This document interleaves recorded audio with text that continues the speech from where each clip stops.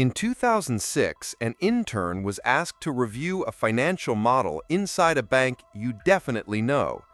It looked like just another day on Wall Street until he noticed a variable no one wanted to explain, a hidden equation inside a risk report.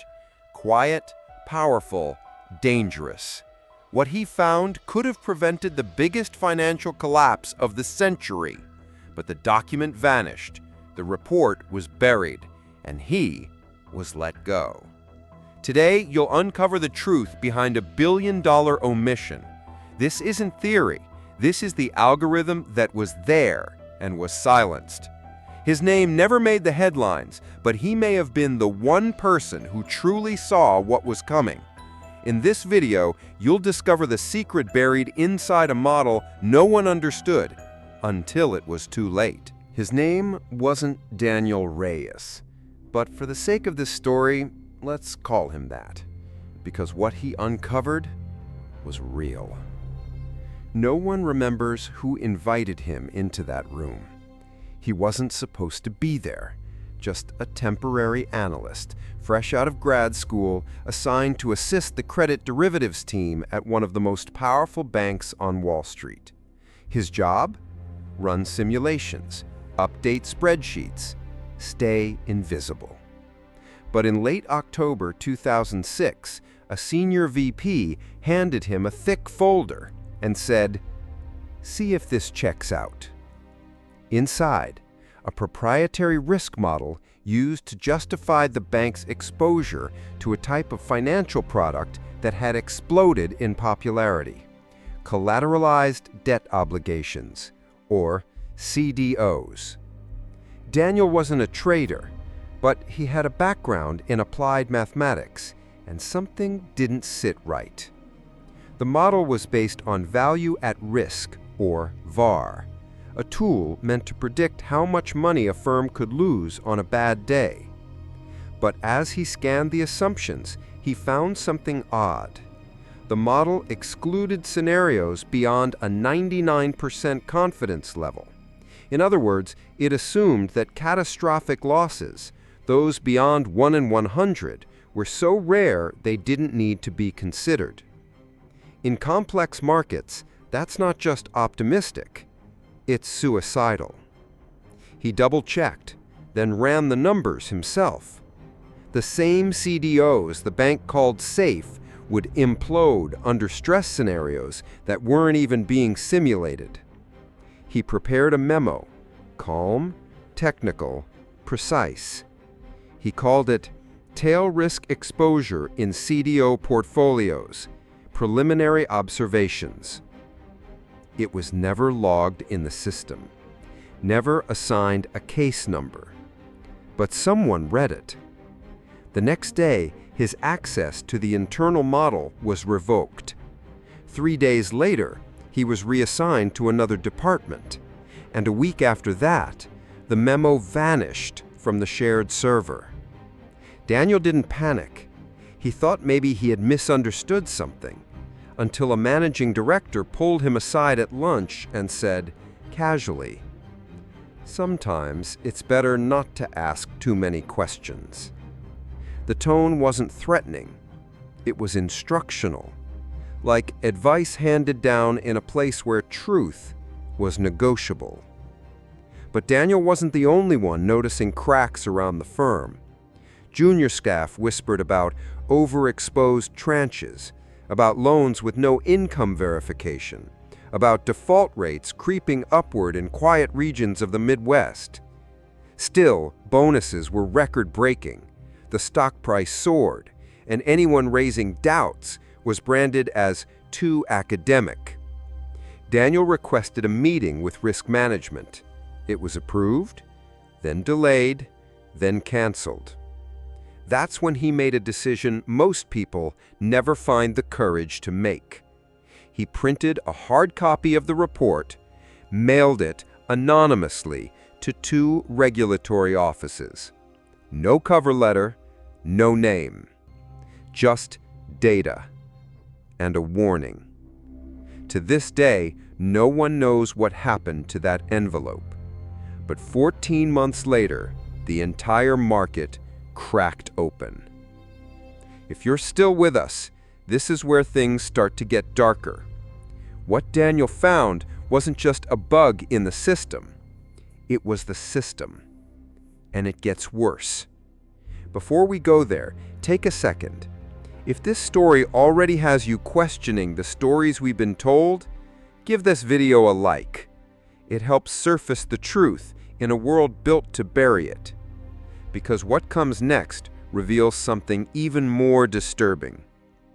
That model was never meant to be fixed. It was designed to mislead. The report never came back, but something else did. Weeks after Daniel was reassigned, a revised version of the VAR model was released internally. Same format, same title, but one major difference. The assumptions were now hard-coded. No more manual input for worst-case scenarios. No way to simulate extreme defaults. The field for stress variables? Locked. Not removed, just disabled. It looked like a software update, but to anyone paying attention, it was something else entirely. A quiet message. Stop digging.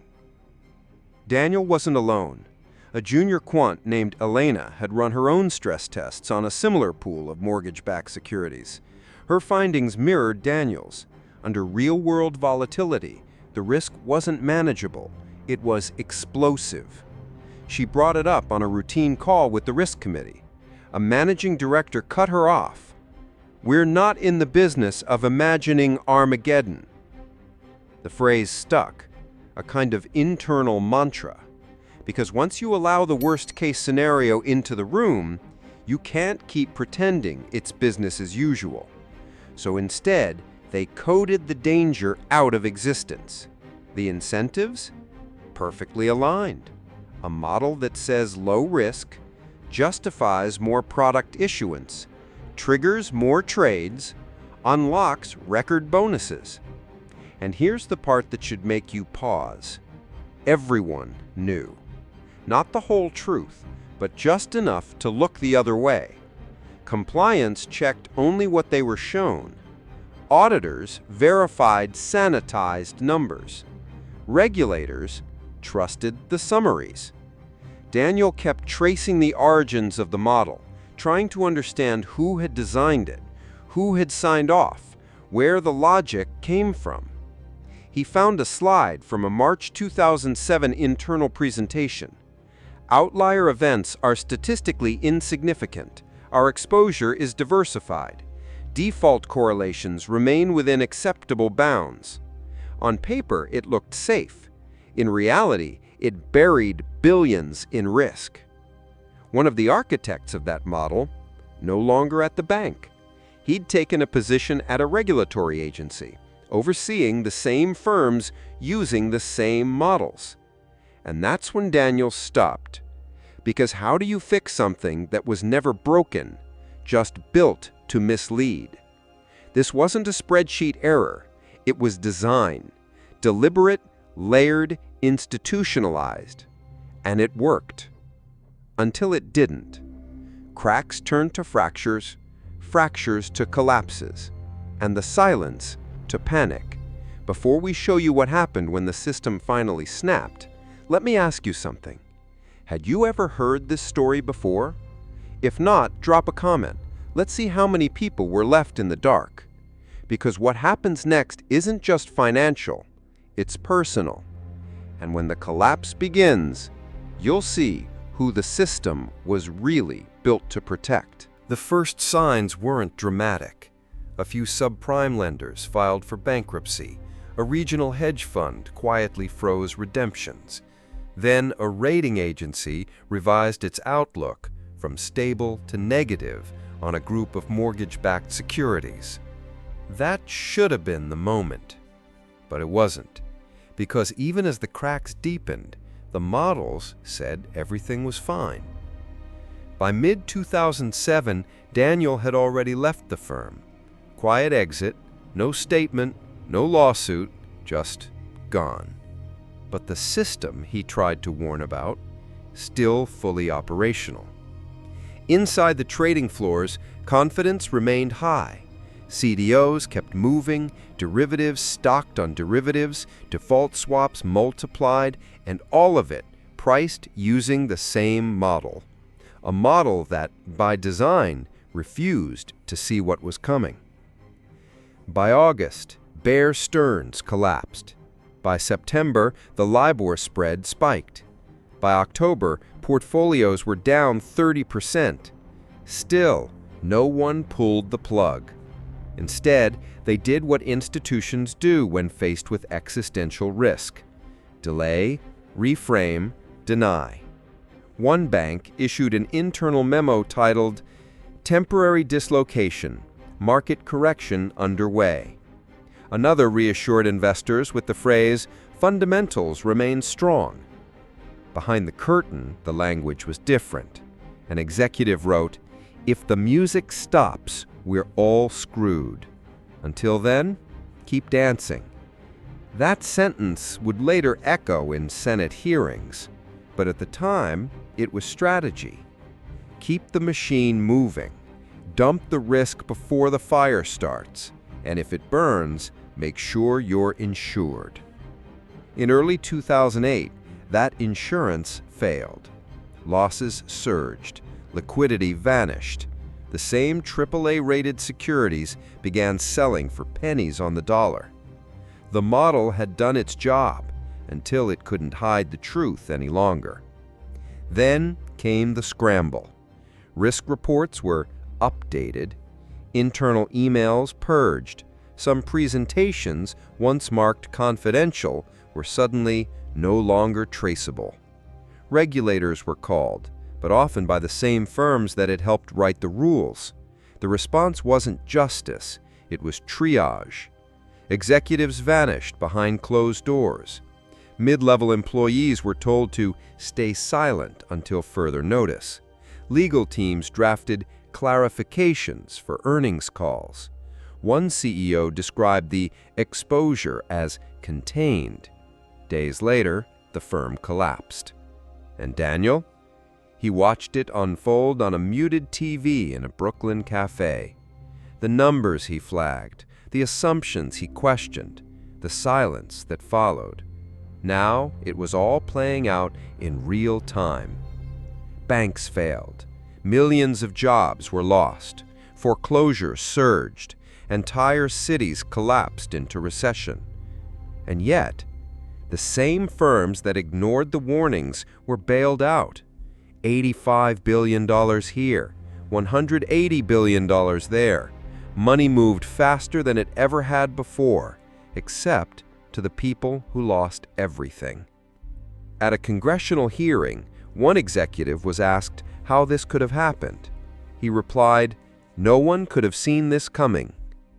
But someone did, and he sent the warning. Twice. The envelope was never confirmed received, but copies exist, time-stamped, logged, ignored. The collapse wasn't unthinkable, it was unprofitable, and that's the difference. So before we pull the last thread, the one that shows exactly what was known and by who, ask yourself, if a model predicts profit, it's called genius. If it predicts collapse, it's called noise. So what do you do with a whistle no one wants to hear? Because in the next part, we'll show you what it cost to speak the truth and who made sure the world forgot. And everyone agrees to believe it. This wasn't just about mortgages or math. It was about silence, a system that rewards blindness and punishes clarity. Daniel Reyes didn't become a public figure. He never gave an interview, no book deal, no whistleblower headline. Just a warning that disappeared into the noise until the world started burning. And when the dust settled, no one asked the right question.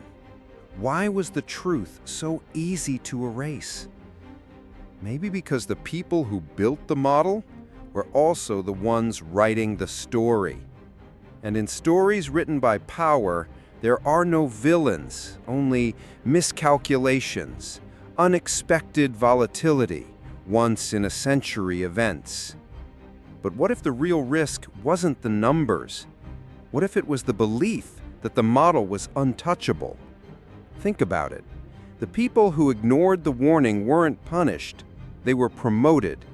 The firms that fueled the crisis weren't dismantled. They were saved. Not because they were innocent, but because they were essential to the narrative. A narrative that said, no one could have known. Everyone was surprised. It was unforeseeable. But it wasn't. And buried in some forgotten data room behind access walls and legal firewalls, there's probably another Daniel, another spreadsheet, another quiet voice doing the math that no one wants to see. And if the system hasn't changed, how far are we from the next envelope? Because history doesn't repeat itself in headlines. It repeats itself. Because history doesn't repeat itself in headlines. It repeats in footnotes, in deleted emails, in the parts of the presentation no one presents. So when they say the economy is strong, ask for who. When they say the risk is under control, ask based on what. And when they say this time is different, ask who signed off on the model. Because the biggest collapses don't start with explosions, they start with assumptions. And the next one might already be priced in. If this story opened your eyes, leave a like. It tells the algorithm to surface what was meant to stay buried. And if you want more stories like this, the kind they don't teach in school, the kind that almost got lost, subscribe. Because this wasn't just a look into the past, it was a map of what happens when truth gets optimized out of existence. And we're not done. We're just getting started.